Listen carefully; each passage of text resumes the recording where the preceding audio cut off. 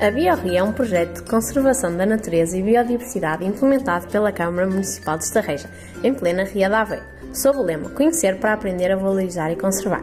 Este projeto permitiu a criação de uma rede de percursos pedestres e cicláveis em contacto com a natureza.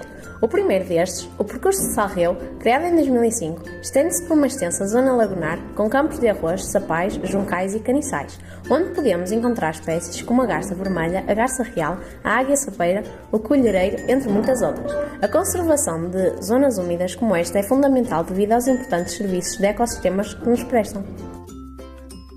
As zonas úmidas são, digamos, dos ecossistemas mais importantes que nós temos em termos internacionais. Talvez a principal característica será a produtividade primária.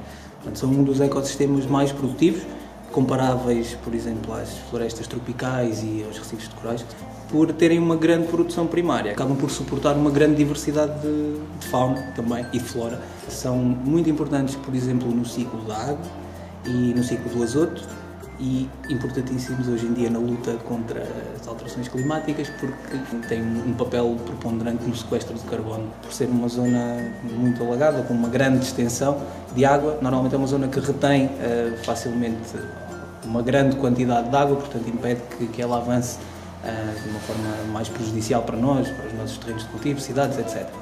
Terá um papel também muito importante, por exemplo, no controle de pragas. Tem muitas espécies de aves, muitas espécies de animais predadores, portanto, que se podem alimentar de insetos, micromamíferos, que se podem tornar pragas. Como as zonas úmidas são muito produtivas, normalmente os terrenos à sua volta são muito férteis, portanto, em termos agrícolas, as zonas úmidas são muito importantes, portanto, temos aí produção de comida. Temos a parte das pescas, da apanha de bivalves, como aqui temos na zona o caniço, a tabua larga e o junco.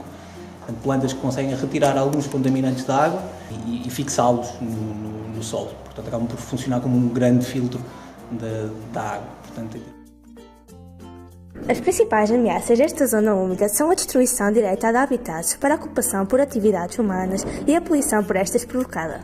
As espécies invasoras, como a acácia, a erva das pampas e até a vespa asiática, recém-chegada a esta área, têm também sérios impactos na biodiversidade local. Para preservar a zona úmida da Ria de Aveiro, foi criada uma zona protegida, inserida na Rede Natura 2000, considerada Zona de Proteção Especial para Aves.